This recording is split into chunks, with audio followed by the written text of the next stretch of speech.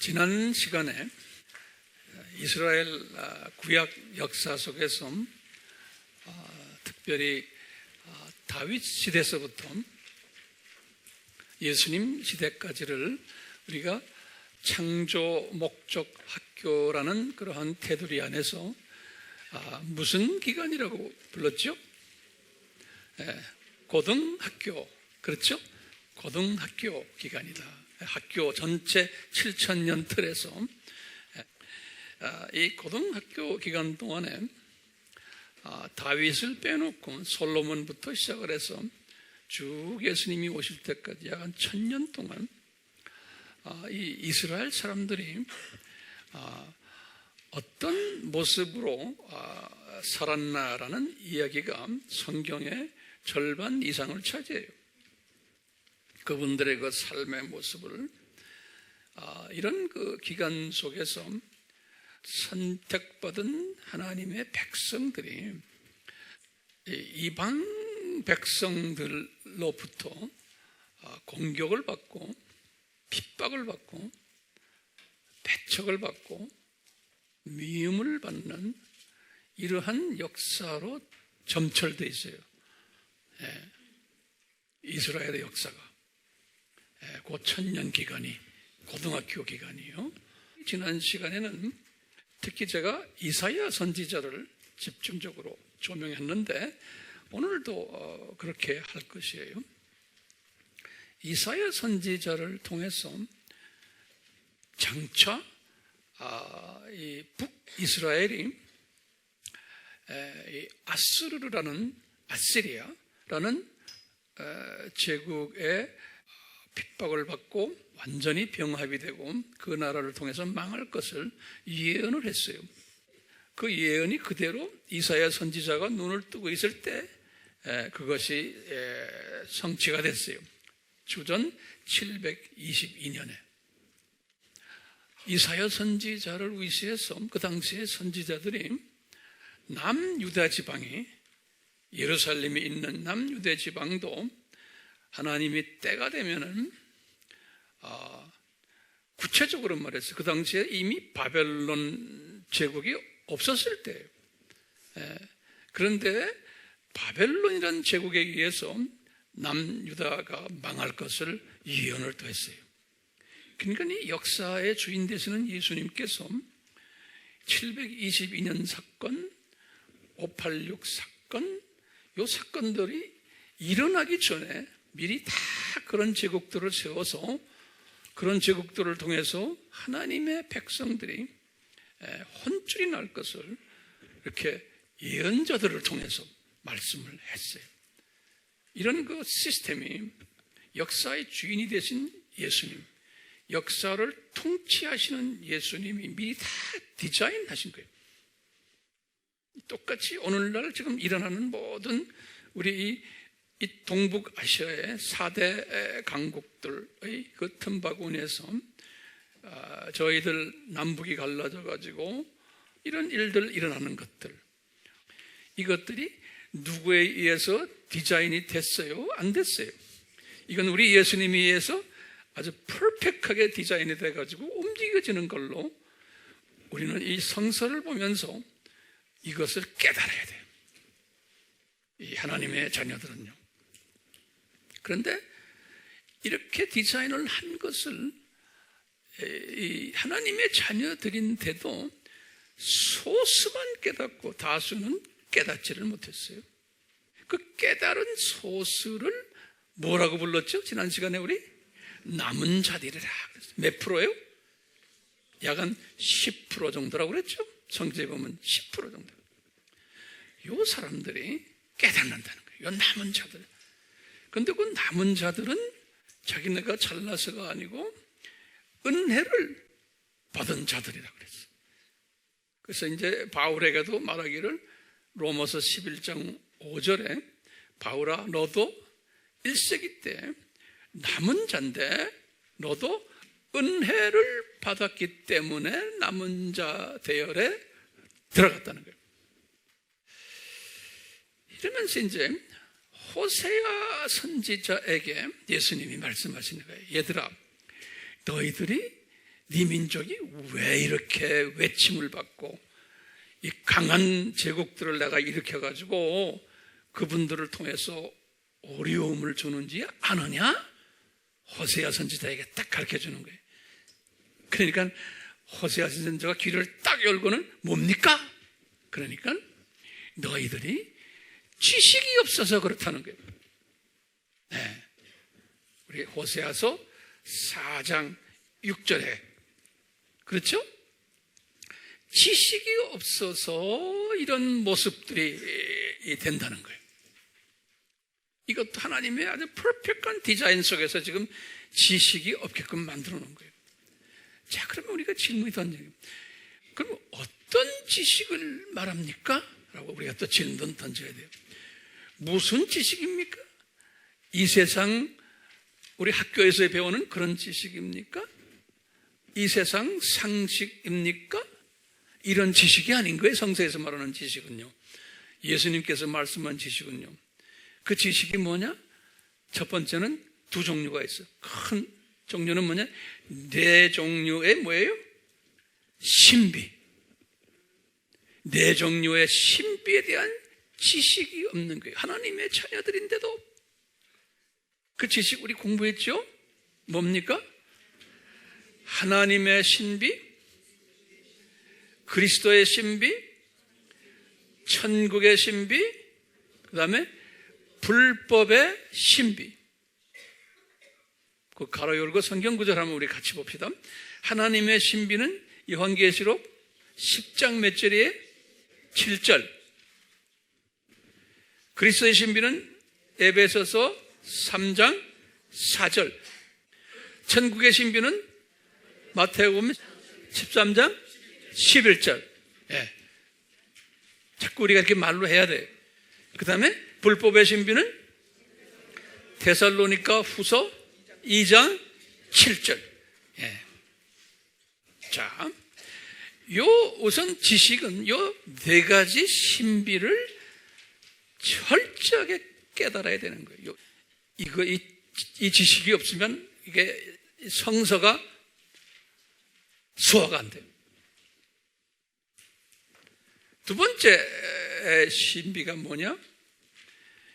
이 창조 목적 학교의 필수 과목들. 우리가 만든 우리 과목들 있죠? 그 과목들이 뭐예요? 처음에 창조 목적론, 두 번째 뭐예요? 삼위일체론, 그 다음에 예수님이 누군가에 대한 기독론, 그 다음에 예수님이 구원하신 분이니까 구원론, 그 다음에 이제 하나님의 자녀가 된다면 성화가 돼야 돼. 그러니까 성화론, 그 다음에 이 성화된 사람들이 모여서 교회를 만들어요. 교회론, 그 다음에 뭐예요? 교회만 있으면 안 돼요. 그 다음에 뭐예요? 나가 선교를 해야 돼요. 선교론, 그 다음에 마지막으로 뭐예요? 종말론. 이 모든 이론을, 성서적 학설들을 우리가 이것을 알아야 되는 거예요. 그런데 네 가지 신비를 우선적으로 알아야 돼요. 이 네 가지 신비들을 우선 안 다음에 이 필수 과목들을 단계적으로 공부를 해야 돼요. 네. 그러면서 그러는 거예요. 호세아에게 너희들이 이 지식이 없어서 망하는데, 너희들이 지식이 없기 때문에 너희들에게 아수르 제국을 세우고 바벨론 제국을 세워가지고 그들로 하여금 너희들을 혼쭐을 내도록 함으로 너희들이 지식이 필요하구나 라는 것을 깨닫게 될 것이라는 거예요. 이 고통을 통해서. 그런데 문제가 있어요. 이 네 가지 신비들이나 요 창조 목적 학교의 필수 과목들을 요 고등학교 학생들, 구약의 이스라엘 사람들에게 이것을 구체적으로, 체계적으로 가르쳐 주지를 않았어요. 그냥 둘이 뭉실하게 가르쳐 줬어요. 추상적으로. 예컨대 율법 잘 지켜라. 우상 섬기지 마라.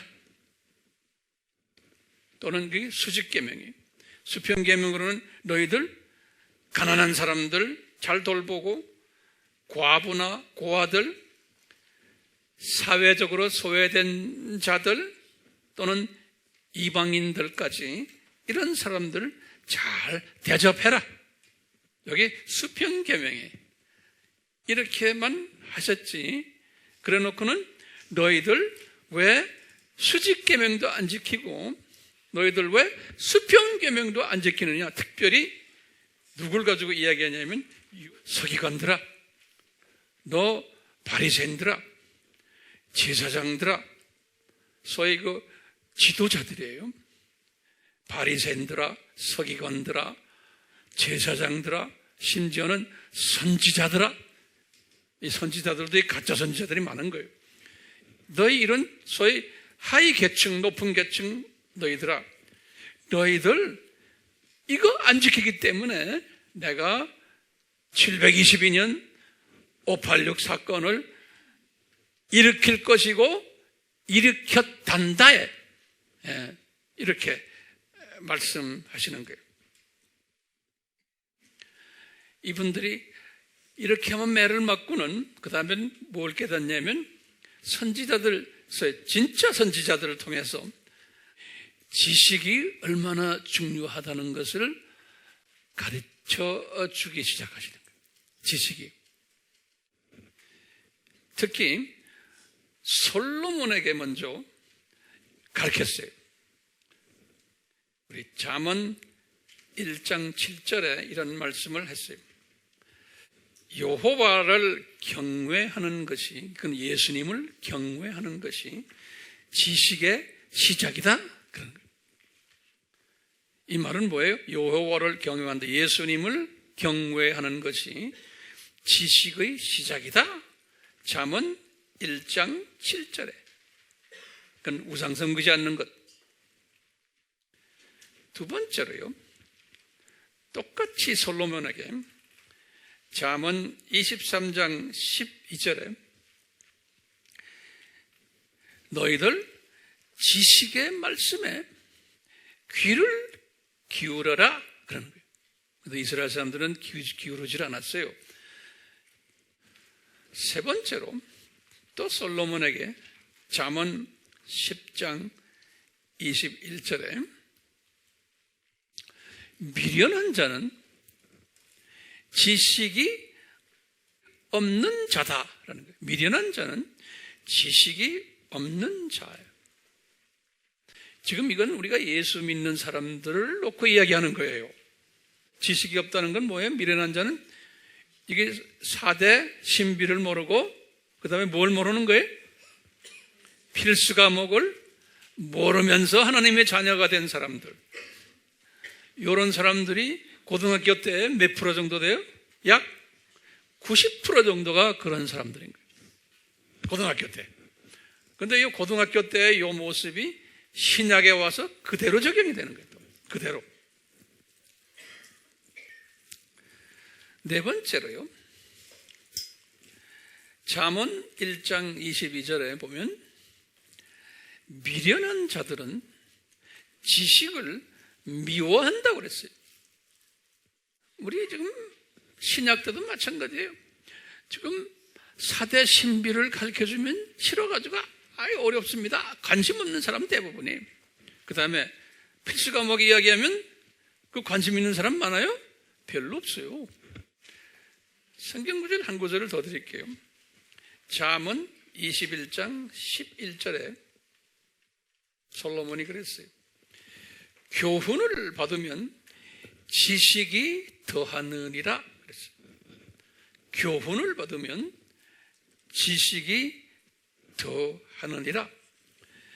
이렇게 솔로몬을 통해서 성령님께서, 예수님께서 솔로몬에게 이렇게 잠언을 가르쳐 줬어요.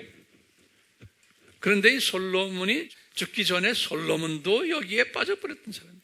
근데 이분은 그래도 어느 정도 지식이 있어가지고 이 잠언도 기록하고 전도서도 기록하고 어느 정도 있었던 분인데 한계가 있었어요. 왜냐하면 이분은 이 지식을 가지고서 수직계명을 이분이 위배했던 사람이에요.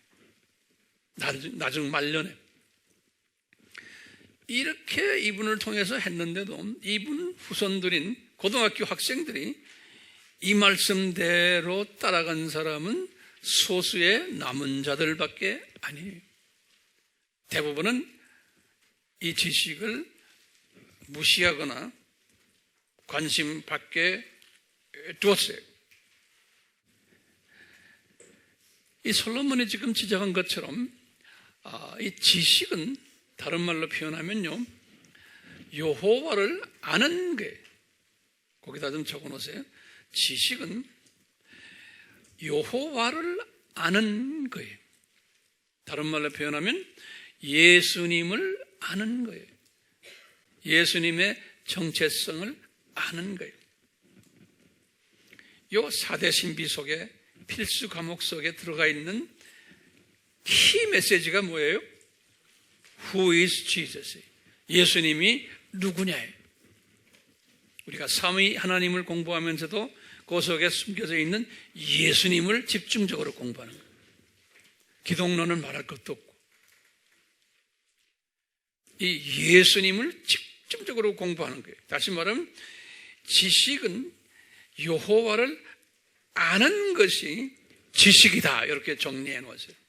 그러니까 예수님이 누구라는 것을 아는 것이, 그리고 지금 이 필수 과목들과 4대 신비 속에 거기에 키 메시지가 누구의 이야기예요? 예수님에 관한 이야기인 거예요. 자, 그러면 구체적으로 여호와를 안다는 것은 무엇일까? 무슨 뜻일까? 안다는 말은 구약에 나오는 유대인 말로는 야다라는 단어를 써요. 야다. 근데 헬라 말로는, 그리스 말로는 기노스코 그래요. 기노스코. 근데 야다라는 말을 사전을 자세히 보면요, 이게 뭐냐면 이 부부가 가까이 서로가 아는 것, 다시 말하면 이제 하나가 된 것. 그래서 이것은 경험해서 아는 거예요. 그냥 머리로 아는 것이 아니고 가까이 경험해서 내 것으로 만들어서 지적 이해가 있으면 거기에 명철이 따라오죠. 명철. 그래서 항상 성서에는 그래, 지적 이해 지식이에요. 근데 그냥 정보를 받는 게 지식인데, 지식이 있으면 그 다음에 명철이 따라와요. 그 지식에 관한 의미의 명철은 understanding 그래요.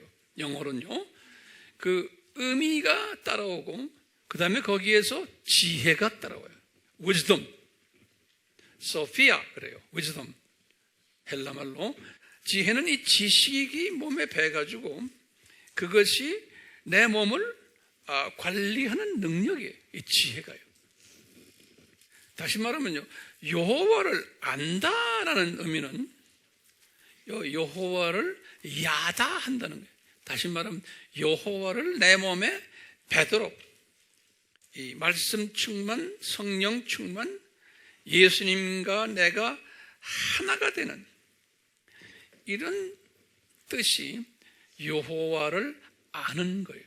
그냥 지적으로 아는 것으로만 끝나는 것이 아니고 여호와에 대한 지적인 이해와 그 다음에 명철과 지혜까지 연결될 때 안다라는 그러한 표현을 성서에서는 하고 있어요. 그러니까요, 이 여호와 예수님을 알게 되려면, 예수님을 경험하려면 우리가 어떻게 해야 돼요? 그래서 이제 저는 빵 예화를 여러분들에게 여러 번 드렸어요. 왜냐하면 이 빵이 여기 영적 양식이에요. 빵이다 영적 양식이에요. 그 빵이 누구냐면 예수님이에요. 그래서 참된 양식이다 그래요. 예수님이 내가 참된 양식이다. 요한복음 6장 55절에. 그리고는 이 떡은 난데 생명의 떡이다 그러십니다. 요한복음 6장 35절에. 그리고는 예수님이 이 떡을 먹으면 영생을 얻게 된다. 그래서 영생의 떡이라고 합니다. 요한복음 6장 27절에. 그래서 우리는 이 떡을 이제 우리가 먹어야 되는데, 그래서 우리가 빵 예화를 제가 자주 들어요. 요거 다시 한번 알지만 또 정리를 해봐요. 첫째는 뭐냐면요, 하나님의 말씀이 예수님이에요. 이 하나님의 말씀, 이 떡인데 이 떡을 이렇게 딱 보고는 그냥 이렇게 보고만 있는 거예요. 첫 번째 단계가. 그걸 뭐라고 그랬던 거예요? 그냥 읽는 거, 하나님의 말씀을 읽는 거 또는 듣는 것이라 그랬어요. 그냥 보고 있는 거죠. 이 빵을 보고 있는 거예요. 빵이 이렇게 있으면 이거 지금 내가 지금 보고만 있어요. 그것을 다른 표현을 하면 내가 귀로 듣고 그 다음에 뭐예요? 눈으로 읽고 있는 단계. 요거는 약간 5% 정도밖에 내 소유가 안 되는 거예요. 두 번째 단계는, 그 다음 단계는 이제 이 쓰는 거예요. 쓰는 거. 그러니까 쓰는 건 뭐냐? 이 빵을 만지는 거예요. 빵을 내 손으로 만지는 거예요. 만지는 것을 뭐라 그러냐? 쓴다. 이 쓰는 것은 약 한 15% 정도 예수님을 내가 이제 내 속에 들어 놓을 수 있다 보는 거예요. 그 다음에 그 다음 단계는 이게 만졌죠? 만진 다음에 이것을 입에다가 집어넣는 거예요. 입에다가 집어넣는 거예요. 빵을. 예수님을. 이것을 그래서 이건 맛있구나 하고 맛을 보는 단계예요. 이것을 공부한다 그래요. 스터디한다. 약간 25% 정도가 내 것이 된다. 이게 전문가들의 말에 의하면 그래요. 공부한 다음에 이 빵을 지금 내 입에 놓고 뱅뱅 돌리고 있다가 이제 씹어서 그 다음에 이 식도로 이렇게 넘기는 것. 이 넘기는 것을 암기한다 그래요. 암기. 50% 정도. 그 다음에 이제 식도로 넘겨서 내가 이제 소화를 하는 단계. 이것을 묵상한다 그래요.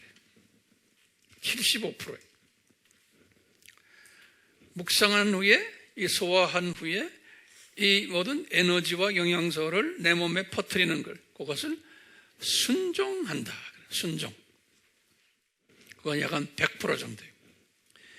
그러니까 우리가 예수님을 안다는 것은 이 과정들을 겪는 거예요. 예수님을 안다는 것은요. 그래서 예수님이 우리가 어느 정도 깊이 알려면은 이 하나님의 말씀을, 지금 하나님의 말씀이 뭐죠? 이 지식이에요. 4대 신비를, 그 다음에 필수 과목들을 내가 듣고 읽고 쓰고 공부하고 암기하고 묵상하고 그것을 내가 가르치고 이런 순종하는 이런 일들이 할 때 내가 안다, 예수님을 안다라고 말할 수 있다는 거예요. 다시 말하면 경험하는 거예요. 그냥 지적으로만 이해하는 것이 안다가 아니라는 거예요. 이렇게 알면은 우리 크리스천들이 이제 지식이 날로 발전이 되는 거예요. 그래서 이 지식은 한번 알고 거기서 끝나는 게 아니고 발전이 돼요. 날로 발전이 되는 거예요. 그래서 베드로가 이런 말을 했어요. 베드로후서 3장 18절에 베드로후서 3장 18절에 베드로가 뭐냐고 그러냐면 자기 제자들에게 그랬어요. 그분이 느낀 거예요. 성령님이 그분이 그걸 느꼈기 때문에 성령님이 그분을 통해서 말씀하신 거예요. 얘들아, 예수 그리스도를 아는 지식이 너희 안에서 성장되기를 원하노라. 예수 그리스도를 아는 지식이 너희들에게서 성장되기를 원하노라. 저도 마찬가지예요. 우리 교인들에게 이것이 성장되기를 원하는 마음에서 오늘도 내가 이 주제를 가지고 말씀드리는 거예요. 그렇죠? 네. 바울은 기가 막힌 말씀을 한 두 가지 했어요. 바울은 에베소서 3장 18절, 우리 잘 아는 말씀이에요. 이 에베소 교인들에게 말씀을 가르치고 이분들에게 많은 것을 이분이 제공하면서 두라노 소원까지 거기에서 개설해서 2년 공부시키고 했는데 이분이 그러는가, 얘들아, 내가 바라기는 너희들이 하나님의 사랑이 우리에게 나타난 것이 예수 그리스도를 통해서 나타났어요. 그 그리스도를 통해서 나타난 하나님의 사랑에 대한 지식이 너희들에게서 더 넓어지고 깊어지고 길어지고 높이 증가되는 그 크기가,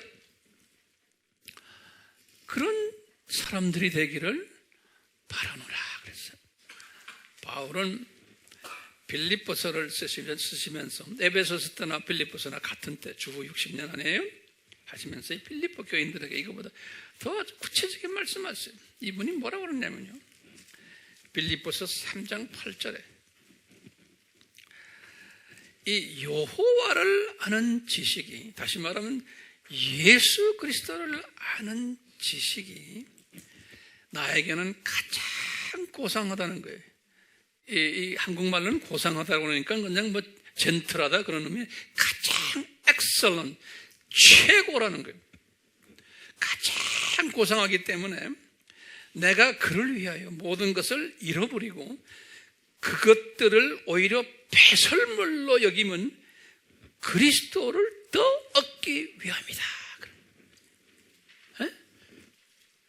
그러니까 예수 그리스도를 이분은 60년이니까 35년에 개종해가지고 25년 동안 그 예수 그리스도에 대한 지식을 엄청나게 이제 배우게 된 거예요. 그러니까 이분은 이 말을 하는 거예요. 세상의 어떤 것들보다 가치가 비교가 되지 않고 그들은 다 배설물들이라는 거예요. 예수 그리스도를 아는 지식이 이렇게 고상하다는 거예요. 빌립보서 3장 8절이에요. 이 여호와를 아는 지식이 많아서 뭐합니까? 도대체 이 지식 많이 가져서 뭐합니까? 잠언 1장 7절에 아까 우리 봤지만 이렇게 말하는 거예요. 여호와를 경외하는 사람은 지식의 시작이라는 거예요. 근본이라는 것이 in the beginning. 다시 말하면 이 지식이 나에게 딱 들어오면은 이 지식은 이 4대 신비와 이 필수 과목들, 이것이 나에게 들어와서 자리매김하면 그때부터 뭐가 나타나냐면 여호와는 예수님을 경외하는 그러한 사람으로 서서히 이 변해 간다는 거예요. 발전해 간다는 거예요. 한꺼번에 안 되고 이 여호와를 경외하는 사람으로. 이 말은 여호와를 경외한다는 것은 영어로는 그래서 the fear of the Lord, fear. 두려운데 어떤 두려움이냐면 거룩한 두려움이. 예컨대 이분이 창조주이구나. 무서운 거예요. 이분이 나를 만드시고 모든 걸 다 만드셨구나. 이분은 통치자이시구나. 무서운 거예요. 통치자가 무섭죠. 예? 그러면서도 존경을 하면서도 무서운 마음이 드는 거예요. 이분이 나의 생사화복을 주관하시는 분이시구나. 이분이 내 사랑하는 자녀들의 생사화복을 주관하시는 분이시구나. 이걸 잘 묵상하는 거예요. 그래서 오 마이 갓, 대단한 분이시군요. 이분에 대한 경외심이 생기는 거예요. 경외. 오케이? 이 경외심. 이 경외심이 어디에서부터 발단하느냐? 뭐라고 그랬어요? 예? 여호와에 대한 지식이 있을 때. 여호와에 대한 지식이 있을 때 이 경외심이 더 구체적으로 내 속에서 나타나기 시작하는 거예요. 그렇기 때문에 우리가 아바 공부를 하는 게 거기에 있고, 우리가 세미나 하는 게 거기에 있고, 제가 설교도 이런 부분에서 강조하면서 내 설교 스타일이 이런 스타일로 가잖아요. 그냥 지식 없이 그냥 흥분시킬 수 있어요. 그 흥분은 가다 그냥 끝나버리는 거예요. 그리스도의 지식으로 우리가 꽉 차 있으면 한꺼번엔 다 안 되지만 천천히 나에게 여호와를 경외하는 마음이 돼요. 여호와를 경외하는 마음. 이 여호와를 경외하는 마음이 이렇게 들어올 때요, 창조 목적에 순종하는 사람으로 서서히 변해갈 수 있는 거예요. 서서히.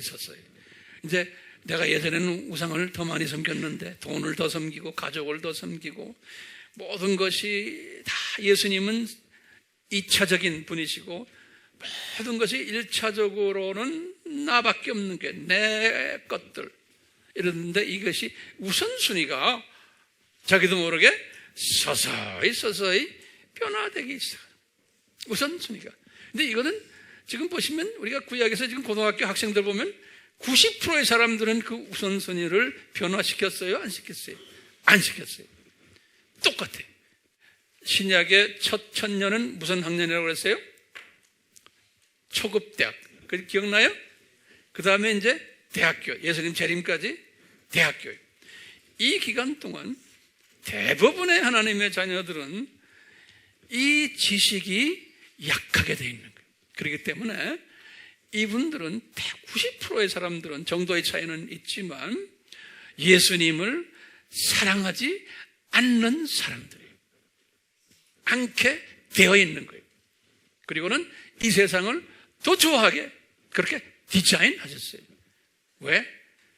고등학교 때의 그 라이프 스타일을 우리가 그림자로 딱 보잖아요. 그러니까 예수를 믿어도 괴로운 거예요. 지금 신약 기간에 지금 교회라는 이 교회 2000년에 보면 크리스찬들 괴로운 거예요. 뭐가 잘 풀리지도 않고, 잡놈들이 와서 나를 괴롭히고, 사업을 해도 쫄딱쫄딱 망하고, 그러니까 또 와서 울고 짜고, 그러다 또 좀 하다 또 망하고, 아이들도 잘 되는 놈도 있고 안 되는 놈도 있고, 하여튼 복잡한 거예요. 그러니까 예수 믿는 게 재미가 없는 거예요. 재미가 없어요. 이게 왜 이래요? 그러면 답이 어느 정도 좀 보여요? 예? 하나님의 디자인이에요. 네. 그러니까요, 여호와께서 모세에게 그랬죠. 너희들 이 지식에 충만해가지고 창조 목적대로 잘 순종하면 너희들에게 복들 많이 주겠다는 거예요. 시편 91편을 쫙 보세요. 우리 좋아하는 복들이에요. 뭐냐? 내가 너에게 요새가 되고 피난처가 되고 방패가 되어주고, 사냥꾼들이 울모를 쳐놔도 다 피할 길 주고, 전염병 안 들게 해주고, 기도도 착착 응답해주고, 네 보는 데서 악한 사람들이, 너를 해치는 사람들이 망하는 것을 보게 되고, 보호천사가 항상 내 옆에 있고, 항상 건강하면서 장수의 복도 내가지고, 그리고는 천국에 올라가서 너희들이 로얄 계층이 될 것이고, 이 모든 복들을 시편 91편에 말을 해줬어요. 근데 이 복을 받는 사람 많아요? 모세에게 우리 좋아하는 신명기 28장 1절에서부터 14절의 복, 머리가 되고 꼬리가 되지 않고, 꼬주더라도 꾸지 않고, 광주리가 복받고 뭐가 복받고 좋아하죠 우리? 이거 아무리 좋아해야 무슨 소용이 있습니까? 예? 진짜 예수님에 대한 지식이 충만해지는 사람에게는 이런 복을 주시겠다는 거예요. 그런데 예수님을 이렇게 깊이 사랑하지 않는 사람들에게 이 복을 줘놓으면 이게 뭐가 돼요? 복이 뭐가 돼요? 이게 화가 돼버리는 거예요. 더 예수님을 떠나게 돼 있는 거예요. 그러니까 적당히 주시는 거예요. 사랑하는 분들에게 콱 다 주어서 그것을 소화할 만한 사람에게는 다 주지만 웬만한 사람은 사랑하기 때문에 적당히 내 그런 만큼 주시는 거예요. 그러니까 죽으라고 기도하시오, 금식하세요, 뭐 하면 이거 다 줍니다. 그러면 할렐루야 아멘 하면 이거는 비성서적이요. 근데 신기한 건요, 이 지식이 어떤 사람들이 결여됐냐면, 보면은 이 고등학교 때 지도자들이, 선지자들, 제사장들, 서기관들, 이런 사람들이 이 지식이 기울여된 거예요. 여호와에 대해서 잘 모르는 거예요.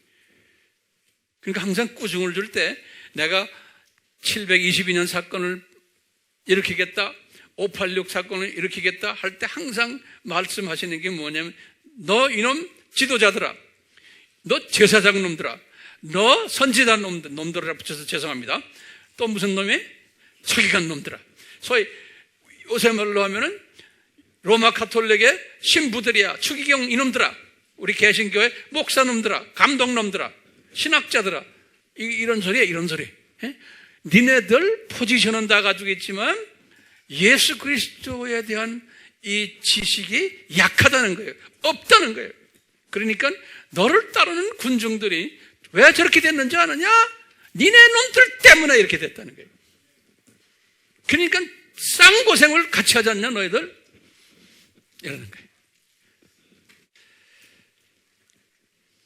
이사야서 28장 9절에도 똑같이 뭐라고 그러냐면, 이사야한테 이제 말씀하시는 게 있어요. 아주 기가 막힌 말씀들 하시는데요, 28장 9절에 그랬어요. 이 지도자 놈들이 어떤 놈들인지 아느냐? 금방 엄마에게서 젖을 뗀 영적 어린아이들이라는 거예요. 그러니까 유아는, 젖먹이는 거기 졸업하고 잠깐 엄마에서 이제는 젖을 뗀 영적 어린아이들이라는 거예요. 그렇기 때문에 얘들은 특징이 뭐냐? 이사야서 28장 9절에서부터 14절에 거기다 적어 놓으세요. 이사야서 28장 9절에서부터 10절에 보면 지도자들 영적 어린아이들의 특징을 말했어요. 특징 1번 뭐냐? 이 지식에 대해서 관심이 없다는 거예요. 타이틀은 다 지도자들인데 이 지식에 대해서는 관심이 없다는 거예요. 두 번째, 이 지식을 받을 만한 그릇이 준비가 안 됐다는 거예요. 그래서 이사야한테 그랬어요. 얘들에게, 이 영적 어린아이 지도자들에게 이 지식을 가져라고, 이 지식에 대해서 내가 복잡하게 이야기하지 않고 단순하게 다 가르쳐 줬다는 거예요.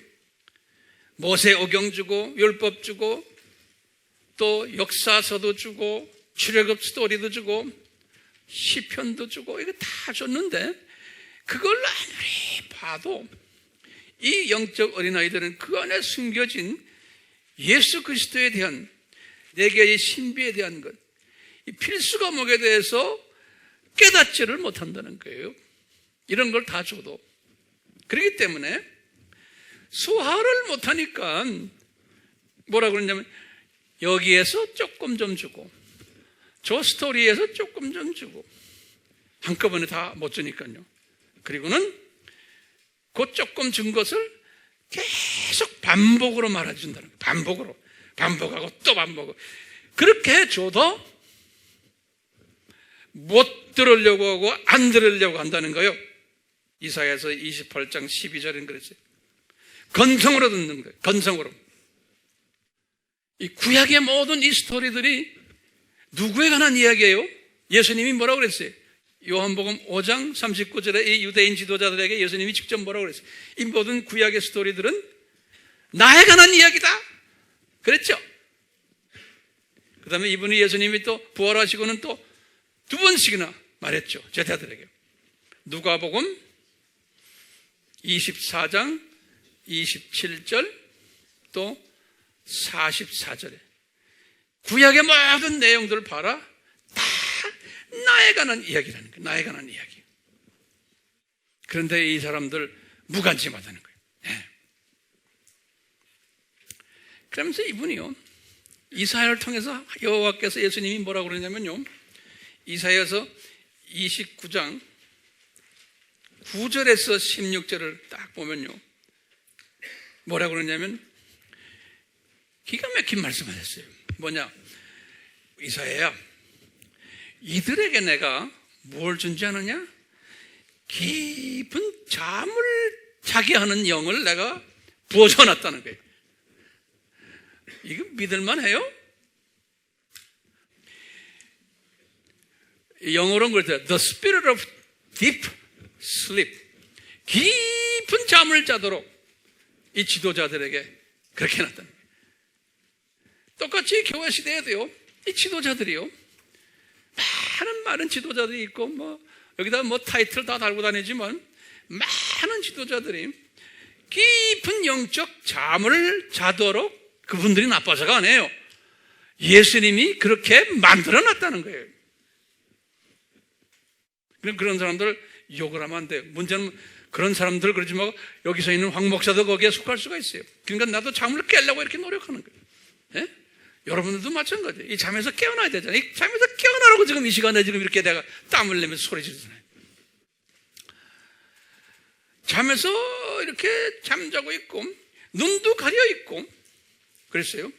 그 다음에 하나님의 말씀이 들어있는 책이 있는데 그 책을 그들에게는 책을 봉해버렸다는 거예요. 봉해버렸다.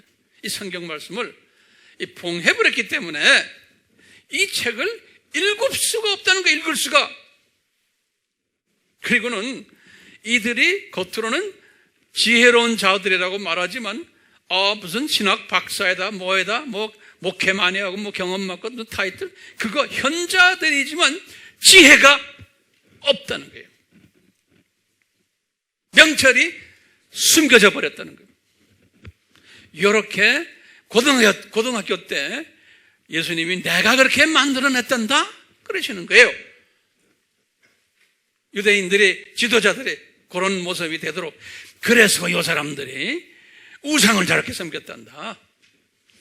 우상을 섬기니까 어떻게 돼요? 우상 그분들이 섬겼기 때문에 722년 586년 사건이 오게끔 디자인하셨다는 거예요. 그러니까 이 디자인된 것을 이사야에게 쭉 나머지 선지자들이 있죠? 미리미리 예언시킨 거예요. 그러니까 이분들이 눈 감긴 것은 이분들이 나빠서가 아니고 하나님의 완전한 뭐예요? 프로그램이에요. 디자인이. 그러니까 이 디자인했기 때문에 이 90%의 이 유대인들 그 중에 대부분의 지도자들이 지식이 기여되었기 때문에 이분들이 어떤 결과를 가져왔나 좀 봐요. 어떤 결과를 가져왔나 이 구약에서 들여다보면 다 보여요. 지식의 결여로 말미암아 받은 열매들이에요. 하나님의 자녀들이. 첫째 열매. 이 첫째 열매가 뭐냐면요, 이사야서 1장 2절에서 4절에 이 열매를 이사야가 지적을 해요. 이 지적하는 내용을 제가 보면요, 첫째 열매는 뭐냐면 이 창조 목적을 위배하는 열매예요. 지식이 없기 때문에. 이 말은 또 무슨 말이냐면요, 이 여호와 하나님과 바벨론 종교의 신을 동시에 섬기는 거예요. 여호와 하나님과 바벨론 종교 신을 동시에 섬기는 행위를 한다는 거예요. 지식이 없기 때문에. 그 모습을 이사야가 지적을 했어요. 이사야서 1장 2절에서 4절에 제가 2절부터 한번 여러분들 성경 열어봐 주세요. 이사야서 1장 이사야서를 시작하면서 제일 먼저 아예 그 인트로덕션으로 말해주는 거예요. 이사야야, 이 문제점들을 먼저 적어라. 그러면서 그 문제점이 2절부터 쭉 보세요. 제 성경과 여러분 성경과 좀 번역이 좀 다를 수도 있어요. 오 하늘이여 들으라. 오 땅이여 귀를 기울이라. 주께서 말씀하셨도다. 내가 자녀들을 양육하고 육성시켰으나 그들이 나를 거역하였도다. 이 자녀들은 지금 누굽니까? 하나님의 자녀들이에요. 그렇죠? 3절에요. 소도 자기 주인을 알고 나귀도 자기 주인의 구유를 알건만 이스라엘은 알지 못하고 나의 백성은 깨닫지 못하는 도다. 이 말은 무슨 말씀을 지금 예수님이 말씀하세요? 이놈들이 두 주인 섬기는구나.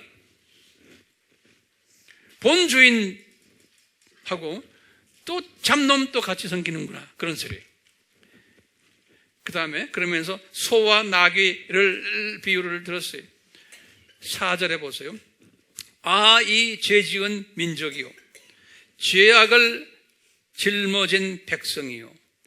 그러니까 이 죄악하면 이게 뭡니까? 무슨 죄예요? 창조 목적이에요. 그렇죠? 창조 목적이지. 그냥 뭐 잡다한 그냥 이런 죄들 이야기하는 게 아니에요. 지금 여기 뭐 우상 섬기는 죄, 창조 목적 어긴 죄들이에요. 행악자들의 씨앗이요. 그러니까 행악자들이라는 건 무슨 소리예요? 창조 목적을 위배한 자들이라는 소리예요. 행악자들의 씨앗이요 부패한 자손들이요. 이 부패하다는 것도 똑같아요. 영적으로 부패했던 거. 이거 지금 일반 도덕적인 윤리적인 이런 이야기하는 거 아니에요. 아멘이요? 그거 아셔야 돼요. 부패한 자손들이요 그들은 주를 버렸고 그들은 이스라엘의 거룩한 분을 성나게 하였으며 그들은 타락하여 멀리 갔도다. 지금 요 이사야서를 시작하시면서 제일 먼저 이사야에게 말씀하신 것이 요 말씀이에요. 하나님의 자녀들이 두 주인을 섬긴다는 거예요. 똑같이 요 고등학교 시절이에요. 똑같이 교회 시대에 보면 패턴이 똑같다는 거예요. 그 다음에요, 이 두 번째 열매를 좀 봅시다. 이사야서 1장에 11절에서 15절을 보시면 두 번째 열매가 나와요. 이 지식이 없이 사는 하나님의 자녀들이 만드는 열매. 자, 11절 보세요. 어떤 열매인가? 이것은 형식주의 예배를 드리는 장면이에요. 형식주의 예배를 드리는 장면. 이것도 신약교회에서도 똑같았어요. 자, 보세요. 11절. 너희의 수많은 희생제물들이 내게 무슨 소용이 있느냐? 주가 말하노라. 나는 수양들의 번제물들과 살찐 짐승들의 기름으로 배 불렀으며 또 나는 수송아지들이나 어린 양들이나 순염소들의 피를 기뻐하지 아니하노라. 변질된 유월절 제사 드리는 거예요. 그렇죠? 제사는 엄청나게 드려요. 새벽부터 수요 예배, 금요 철야 하는데 이런 모습이라는 거예요. 네, 왜 거기엔 누구 이야기가 빠진 거예요? 순수 유월절 어린 양 이야기는 빠지고 딴 짓을 한다는 거예요. 변질된 예배들이. 12절에 너희가 내 앞에 나타날 때, 예배드리러 오고 할 때 너의 손에 이것을 가져와 내 뜰을 밟으라고 누가 요구하였느냐? 다시 말하면 교회 열심히 다니지만 이런 엉터리 예배를 드리러 오는 사람들에게 말씀하시는 거예요. 13절에 헛된 예물을 더 이상 가져오지 말아라. 분향은 내게 가증하며 새 달들과 안식들과 집회들을 모으는 것도 내가 견딜 수 없으니 심지어 엄숙한 모임까지도 악한 것이니라. 거룩한 모임까지도. 여기 왜 그래요? 뭐가 빠진 거예요? 요 지식이 빠졌어요. 지식이 빠졌다는 것은 예수 그리스도의 아주 순수한 정체성이 빠져버린 거예요. 예수 그리스도에 대해서 어느 정도 그냥 겉으로는 알고 있지, 이 과목들, 이 신비들에 대해서는 잘 모르는 거예요. 14절 보세요. 너희의 새 달들과 정한 명절들, 이거 다 절기 지키는 이야기예요. 내 혼이 싫어하노라. 그것들은 내게 짐이 되고 내가 지기에 피곤하노라. 15절에 너희가 너희 손을 내밀 때면 기도하고 막 손 올리고 그러잖아요. 이거 기도하고 찬양합니다. 이거 주십자 적어주셔서 기도하잖아요. 너희가 너희 손을 내밀 때면 나는 너희에게 내 눈을 가리리라. 예수님의 눈을 감으시겠다는 거예요. 정녕 너희가 기도를 많이 할 때에도 내가 듣지 아니하리니 너의 손은 피로 가득하도다. 무조건 기도만 많이 하면 된다는 게 아니에요. 기도는 많이 할수록 좋죠. 그렇지만 어떤 사람이냐가 더 중요한 거예요. 어디에 초점을 맞추고 있느냐가 더 중요하다는 말씀에 유대인들이 얼마나 예루살렘 성전 재건을 해놓고, 지금 이게 예루살렘 성전을 지금 여기 지금 이사야 때는 성전이 무너지기 전이에요. 성전이 586에 무너졌죠. 722에 관한 이야기니까 이제 북쪽 이스라엘 사람들, 거기에 왕들 20명 중에 거의 대부분이 다가 이런 짓 했죠. 그렇죠? 기억나시죠? 그 중에 한 분만 절반짜리 누구예요? 예후. 몇 대요? 11대. 우리가 이런 지식을 다 공부할 필요가 있어요, 없어요? 있어요, 없어요? 있어요. 예후가 11대 어떻고 15대는 어떻고 그런 공부합니까? 그렇게 말하는 사람 있죠? 그런 사람 몰라서 그래요, 몰라서. 이 지식은 절대로 필요한 거예요. 이런 창조 목적 위배하고 형식주의 예배 때문에 예수님이 화가 나셨다라는 말씀 있었죠? 이사야서 1장 4절에 예수님이 화가 나셔야지만 722 사건이 일어날 수 있어요. 그렇죠? 우리 예수님은 공의의 하나님이시기 때문에 뭐가 잘못된 거를 지적을 해놓고 그 다음에 이제 거기에 대한 처벌을 할 수 있어요. 그러니까 이분들이 예수님을 화나도록 지금 만드신 거예요. 철저한 계획 속에서. 그래서 이분이 거룩한 화를 내시고는 722년 사건을 일으키시겠다고 이사야에게 예언하셨어요. 이사야에게. 그 이사야에게 예언하신 성경 구절을 제가 쭉 드릴 테니까 적어보세요. 이사야서입니다. 준비됐어요? 1장 5절에서 8절. 8장 1절에서 22절. 9장 8절에서 21절. 10장 5절에서 19절. 24장 1절에서 12절. 28장 1절에서 41절. 이렇게 해놓군요.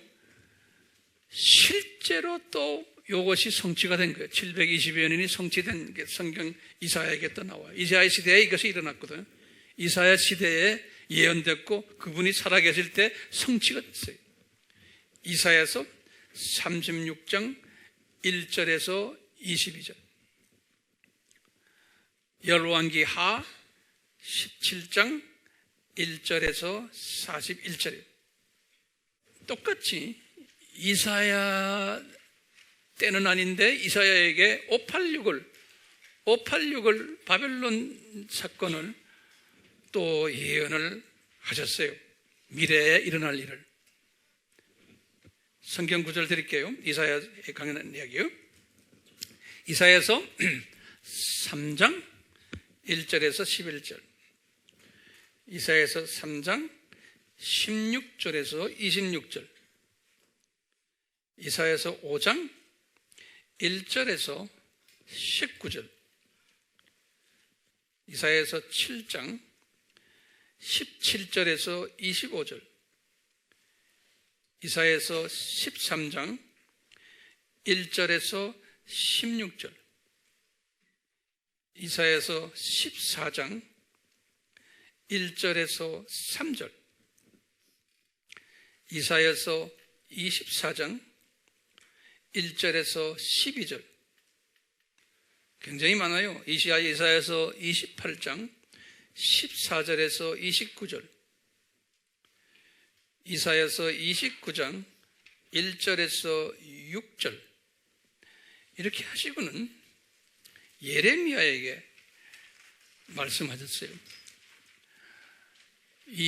이분들이 586 사건이 이제 일어날 것을 예레미야가 말씀하시고는, 그리고는 예레미야에게 계속해서 뭐라고 그랬냐면 70년 후에 회복될 것을, 귀환할 것을, 예레미야 25장 11절에서 12절에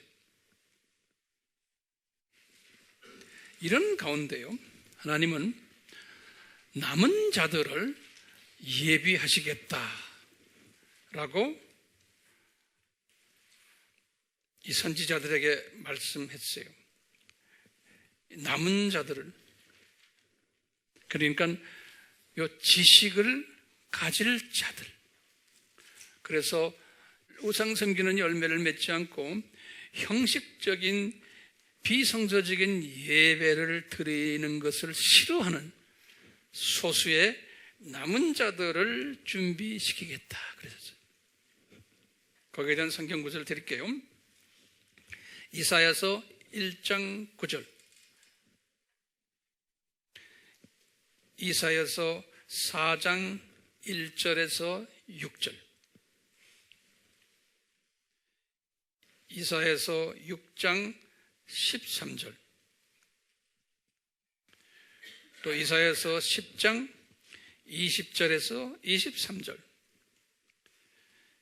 이사야서 11장 11절, 이사야서 28장 5절, 예레미야 23장 3절, 열왕기상 19장 18절, 에스라 8장 12절. 이들은 다 은혜로, 하나님이 특별한 은혜를 받은 자들로, 이제 바울도 그런 사람이라고 예수님이 바울에게 말씀하셨어요. 로마서 9장 5절에. 그리고요, 이 두 사건 이후에 다시 회복시켜 주시겠다라는 약속이 있어요. 그러니까 하나님이 훈련시킨 다음에 꼭 회복을 시켜주죠. 혼쭐을 내시고는 우리 삶에도 그대로 다 적용이 돼요. 첫 번째, 이사야서 3장 12절에서 15절, 또 이사야서 4장 1절에서 6절, 그리고는 예레미야에게도 이 회복 메시지를 또 주셨어요. 예레미야는 이사야보다 훨씬 뒷분인데 예레미야는 626년에서 586까지 분이세요. 예언하신 분인데 아까 주셨지만 예레미야서 25장 11절에서 12절, 이건 뭐냐면 70년 동안 너희들이 바벨론 노예가 될 것이라는 말씀을 예레미야에게 했어요. 25장 11절에서 12절. 그러나 그건 똑같이 예레미야에게 예레미야 29장 10절에서 하신 말씀이 굉장히 또 우리에게 소망을 줘요. 뭐냐면 70년이 차면은 귀환할 것인데 남은 자들이 귀환할 것이다. 남은 자들이. 그래서 귀환한 사람들은 많지 않았어요. 이렇게 보면 이 소정의 창조 목적 교육 훈련 과정을 마치면 꼭 회복을 시키시는, 그러니까 하나님의 예정된 자녀들을 창조 목적 훈련시키시는 하나의 교육 과정들이에요. 교육 과정들. 이것이 그대로 이제 신약에 들어와서 초급 대학 때도 요 패턴이 그대로 적용이 되고, 이제는 또 대학교 때도 요 패턴이 그대로 적용이 됨을 알 수 있어요. 그런데도 신기하게요, 이렇게 회복을 받은 이분들이 또 나쁜 짓을 하는 거예요. 그래서 계속해서 회복받아 놓고는 또 이 사이클에 또 예전으로 돌아간 장면이 성서에는 자세하게는 안 나오지만 말라기서를 보면 딱 나와요. 말라기는 주전 430년에 기록한 예언서인데, 이 말라기서를 딱 보면 말라기서를 기록하면서 처음부터 하시는 말씀이 있어요. 그것이 말라기서 1장 6절에서부터 14절이에요. 그러니까 말라기에게 예수님이 가르쳐 주는 거예요. 너희 이스라엘 사람들아 봐라. 너희들 이제는 남북이 이제 하나 돼가지고 한 나라가 됐는데, 이제 바벨론에서 이제 끝나면서 이제 북쪽도 이제 유다와 똑같이 이제 하나가 된 거예요. 그런데 말라기 때에 보니까 그 모습이 1장 6절에서도 14절에 보면 적나라하게 오늘날 우리 교회의 모습과 똑같은 거예요. 아까 이사야 때의 그 모습과 똑같아요. 제가 6절부터 읽겠습니다. 성서 열어봐 주세요. 말라기, 우리 기억나지만 722년에는 그 아수르에 의해서 북이스라엘이 공격받았잖아요. 그러다가 586 때 뭐예요? 바벨론에 의해서 공격받았죠. 이게 바벨론 나라가 아수르 나라를 점령해서 없애버렸거든요. 그래서 아수르에 잡혀있던 북이스라엘 사람들이 누구의 손으로 들어가 버렸어요? 바벨론 손으로 들어간 거예요. 남유다에 있던 사람들과 합해서 다 통째로 바벨론에 들어간 거예요.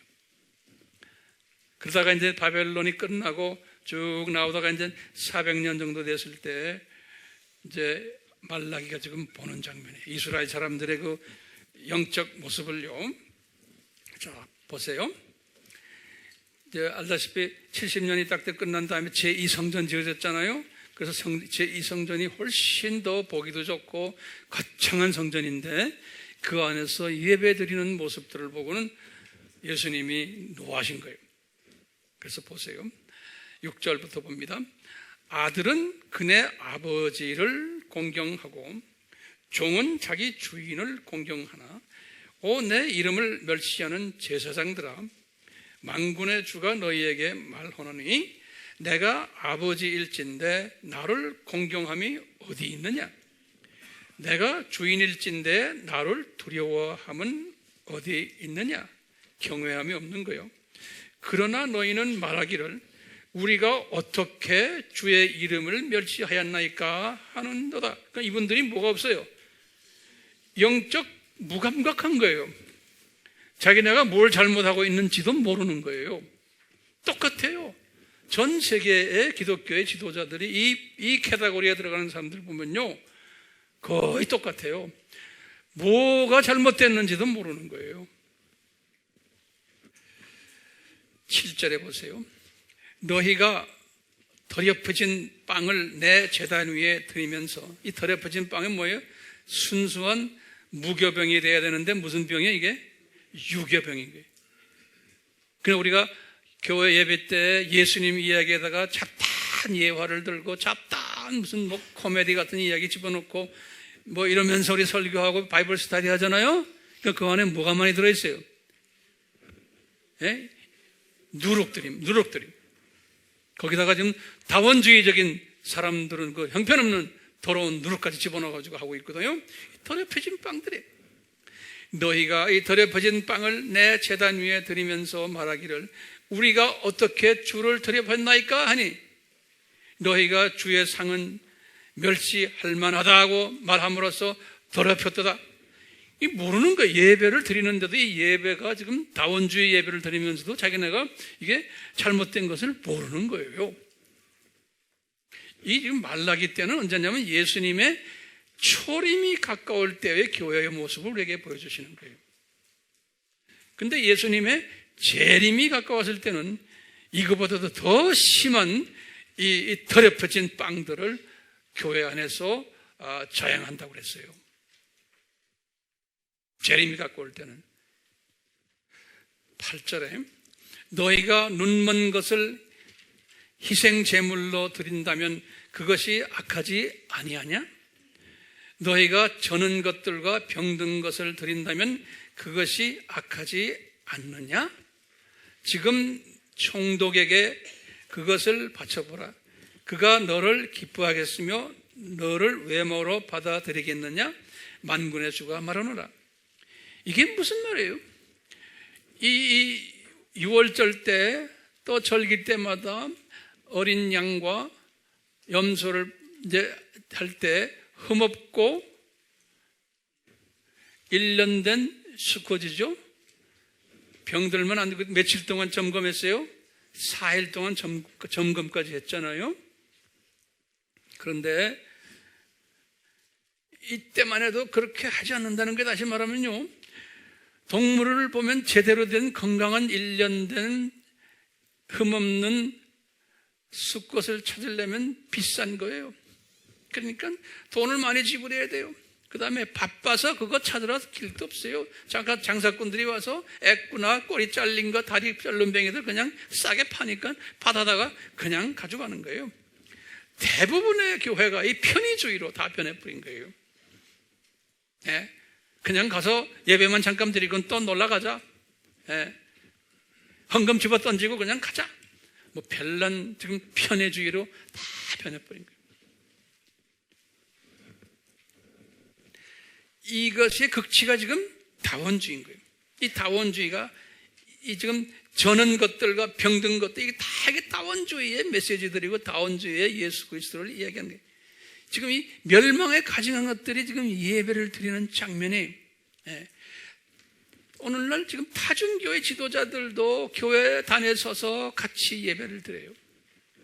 이제 그런 일들이 이제 나중에 더 자세하게 제가 이제 요한계시록을 가면서 이제 이야기하겠지만요. 지금 예수님의 초림이 가까운 이때 하나님의 자녀들이 드리는 예배의 모습을 말라기를 통해서 이렇게 보여주시는 거예요. 예수님의 재림 때도 이 패턴대로 된다는 거예요.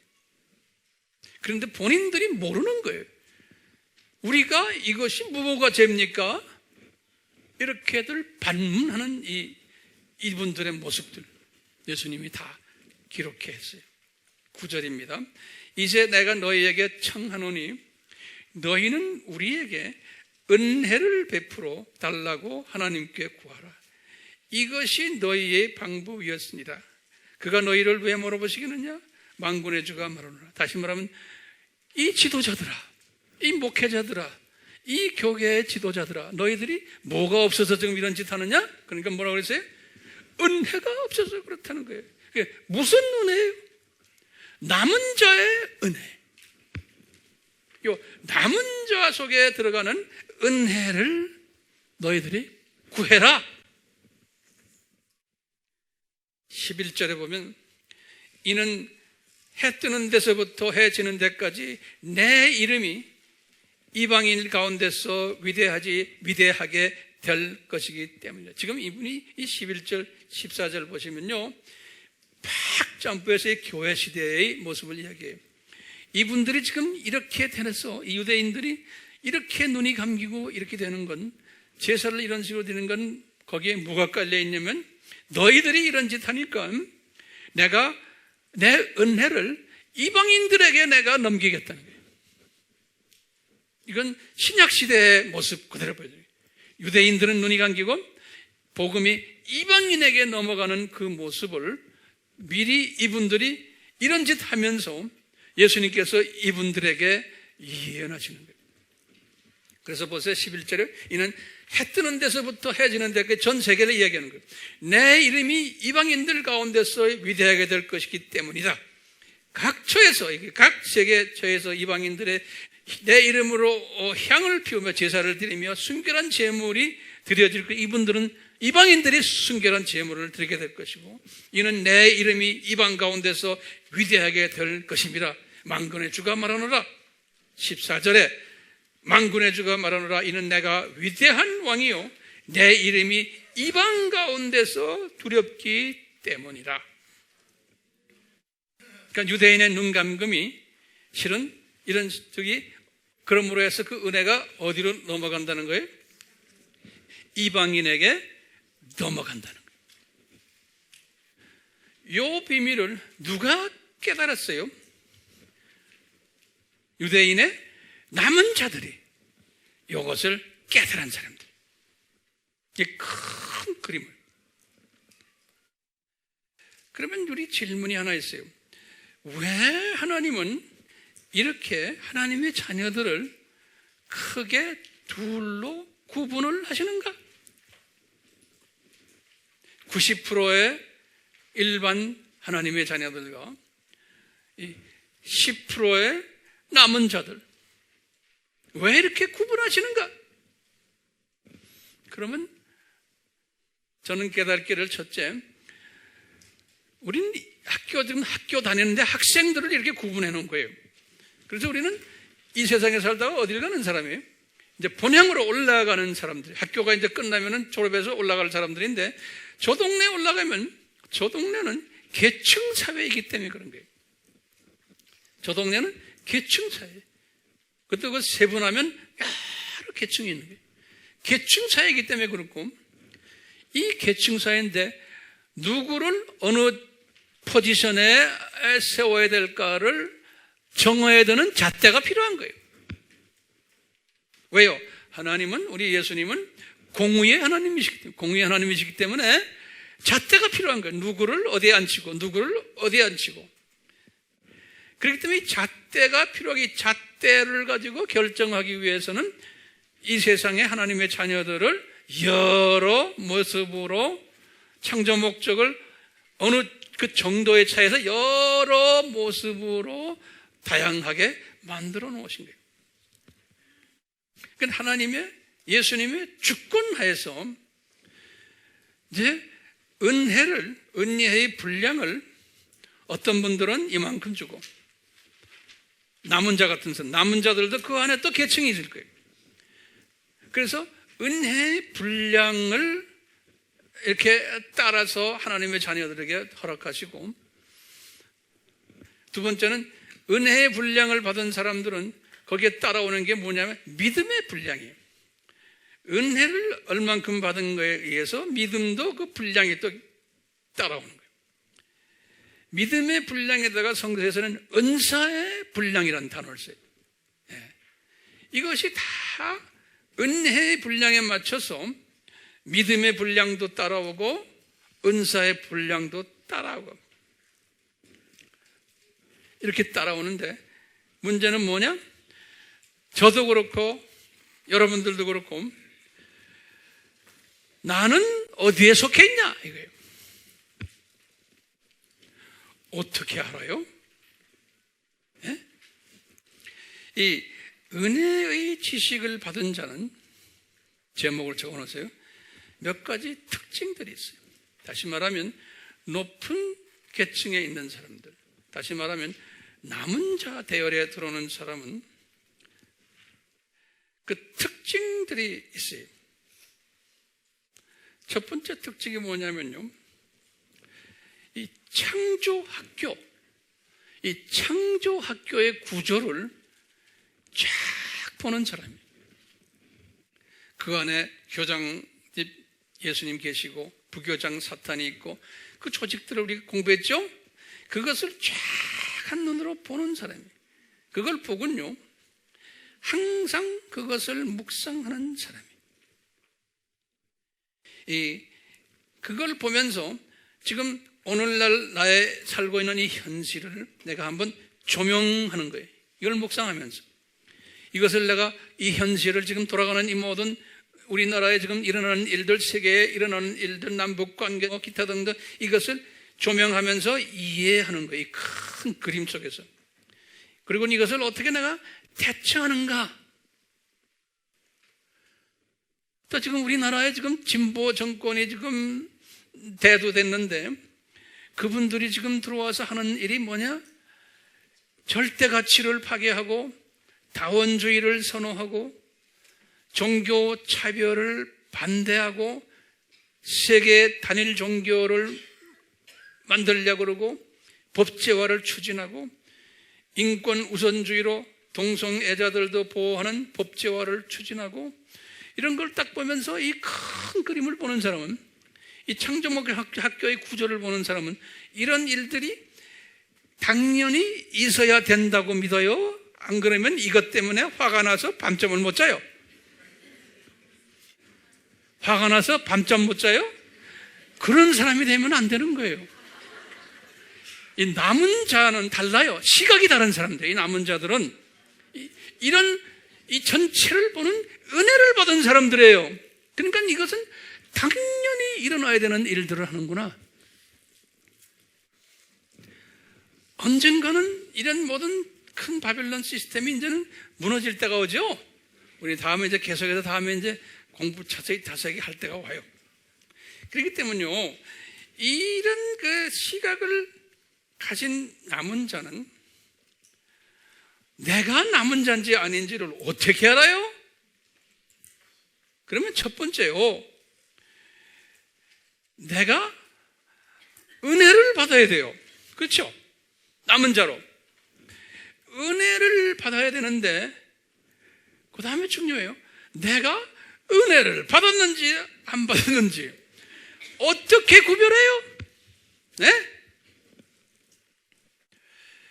이렇게 보시면요, 우리가 구약의 히스기야 왕이나 요시야 왕이나 이런 사람들, 또 신약의 베드로나 바울처럼요, 요 사람들은 은혜를 받은 사람들인데 그 표출한 게 어떻게 나타나냐면 이분들은 그리스도를 아는 지식을 가장 고상하게 생각했던 사람들이에요. 요 히스기야 왕도, 요 요시야 왕도 이 유월절을 지키기 시작하고. 그러니까요, 내가 남은 자녀서 은혜를 받은 남은 자인지 아닌지는 제일 먼저 뭐로 나타나냐면, 뭐예요? 예수 그리스도를 아는 것이 뭐예요? 가장 고상하다는 것을 항상 느끼고 자기 삶에서 보여주는 사람이에요. 다시 말하면요, 세상의 딴 것들은 이게 다 배설물이다라고 고백만 하는 것이 아니고 삶에서 그것을 보여주는 사람이에요. 그 사람은 정녕 남은 자들이에요. 이 남은 자들은 예수님 말씀하셨어요. 우리 마태복음 6장 33절이 다 잘 알잖아요. 너희들은 먼저 그 나라와 그 의를 구하라고 그랬죠. 이 너희들은 요 남은 자들 가지고 이야기하는 거예요. 그러니까요, 모든 것은 다 먼저 최우선으로 그 나라와 그 의를 위해서, 예수님과 예수님의 가르침과 이 큰 이 이 학교의 시스템, 이것을 위해서 구하는 자예요. 그러면 나머지는 가족 문제, 여러 가지 복잡한 지금 문제들, 직장 문제, 뭐 여러 가지 문제들은 주님이 나에게 맡겨라 이거예요. 이 맡기는 사람. 그러니까 맡기는 사람과 안 맡기는 사람의 차이점이에요. 그게 믿음의 분량에 따라서 다 주님께 맡겨버리는 거예요. 그리고는 주님이 알아서 하실 거예요. 그리고는 주님이 지금 먼저 그 나라와 그 일을 하는 사람이에요. 세 번째 특징이 뭐냐면, 이 남은 자가 이렇게 되면요, 이런 사상을 가지면요, 로마서 8장 28절을 고백하는 바울과 같은 사람이 됩니다. 로마서 8장 28절 알죠? 우리가 알거니와 하나님을 사랑하는 자, 요 남은 자들이에요. 하나님을 사랑하는 자, 곧 그 뜻대로 부르심을 입은 자들은 모든 것이 합해서 선을 이루니라. 좋은 일, 나쁜 일, 기분 나쁜 일, 어떤 때는 슬픈 일들, 문제가 해결 안 되는 일들, 그래도 주님 좋은 일이 앞으로 있을 것을 저는 믿습니다. 이 믿음을 가지고서 나가는 사람, 그 사람이 어떤 사람이요? 네. 로마서를 57년에 썼잖아요, 바울은 그때부터 이미 다 알았어요. 몇 년 있으면 로마 감옥에도 들어갈 것이고 몇 년 있으면 이제 참수당을 다 아셨어요, 이분이. 그렇기 때문에요, 이 로마서 8장 28절을 믿는 사람은 모든 것이 합해서 선을 이루는 걸 알기 때문에, 우리 디모데전서 5장 18절에 바울이 그랬잖아요. 모든 일에 감사하는, 좋은 일이나 나쁜 일이나 여러 가지 나를 지금 괴롭히는 사람이 있거나 없거나 모든 일에 주님의 장중에서 이것이 일어나는구나. 그럼 완전히 예수 그리스도를 통치자로 인정하는 사람이에요. 예. 범사에 감사하는 사람은요, 불평이 없는 거예요. 이런 사람들은 관계성이 좋아질 수밖에 없죠. 나를 좀 마음 아프게 하거나 나를 씹는 사람이나 나를 좀 기분 나쁘게 하는 사람들도 내가 사랑하고 자비를 베풀고 용서해주고 안아줄 수 있게 되는 마음의 풍성함을 가지게 되는, 이 비전을 가진 사람은요, 그러니까 항상 이런 믿음을 가지고 이 비전을 가진 사람은요, 평강이 따라오게 되어 있어요. 평강, 예수 안에서. 그래서 우리가 예수 안에서 평강이란 말이 이런 의미에서의 평강이에요. 이 평강이 있으면요, 우리가 이 세상을 보는 시각이 이 평강을 가져오게 되게 돼 있어요. 이 지금 복잡한 세상사를 딱 보시면서 이 안에서 평강을 가지는 거예요. 우리가 지금 계시록에서 아시아의 7교회를 딱 보세요. 아시아의 7교회를 딱 보면, 아시아의 7교회란 건 뭡니까? 신약 2000년 기간, 예수님의 초림부터 예수님의 재림까지의 크리스천 커뮤니티를 이야기하네요. 크리스천 커뮤니티. 거기에 7가지의 커뮤니티들이 있다는 거예요, 그 안에. 그렇죠? 근데 그 안에 5 커뮤니티는 꾸중을 받는 커뮤니티고, 2 커뮤니티가 칭찬받는 커뮤니티. 이렇게 디자인하시는 거예요. 다시 말하면요, 이제 교회 시대에 교회들은 많겠지만 요 5 교회들은, 교회라는 건 꼭 큰 빌딩만을 이야기하는 것도 아니고, 교단이라는 하나의 큰 집합체도 이야기할 수 있고, 한 개인도 이야기할 수 있어요. 이 5가지의 사람들은 이 고등학교 때 90%의 사람들의 모습이에요. 그 2 교회, 뭡니까? 서머나 교회와 필라델피아 교회는 그 남은 자의 모습인 거예요. 칭찬받은 거예요. 이렇게 디자인해 놨어요. 근데 우리 교회도 요 남은 자 대열의 커뮤니티가 되어야 되잖아요. 그걸 위해서 주님 앞에 우리는 은혜를 베풀어 주십시오. 그 은혜 받은 자들은, 남은 자의 은혜 받은 자들은 어떻게 돼요? 우상을 섬기지 않고 또 최우선으로 그 나라와 그 일을 구하는 일에 우리가 최선을 다하고, 그리고는 주변에 많은 사람들을 볼 때도 로마서 8장 28절의 모습으로 보고, 그리고는 항상 평강을 가지는, 그리고 주님의 재림을 그냥 비전으로 쳐다보는, 그러기 위해서는 우리는 이 세대의 추수꾼 역할을, 마지막 추수라는 추수꾼 역할을 하는 요 교회가 서머나 교회, 필라델피아 교회, 이것이 남은 자 그룹인 거예요. 이런 사람 됩시다. 우리가 남은 자로서 은혜를 받아 저 세상, 이 세상, 저 세상을 한눈으로 볼 수 있는 시각을 은혜로 허락받은 존재들입니다. 이제는 우리 예수님께서 다시 공중재림하시겠다고 하신 말씀이 이루어지고 있는 이 대학교 그 학기의 마지막을 달려가고 있는 특별한 시대에 저희들이 불림을 받고, 이 마지막 때에 남은 자로서 추수꾼의 역할을 잘 감당하도록 은혜를 주셨습니다. 주님, 이 비전을 가지고 있지 않으면 추수꾼 일도 허사고, 이 추수꾼을 하면서 이 세상의 모든 걱정, 근심, 고통 때문에 손발이 묶여서 아무것도 못하는 그러한 자들은 남은 자가 아니고 추수꾼이 아님을 저희들이 알고 있습니다.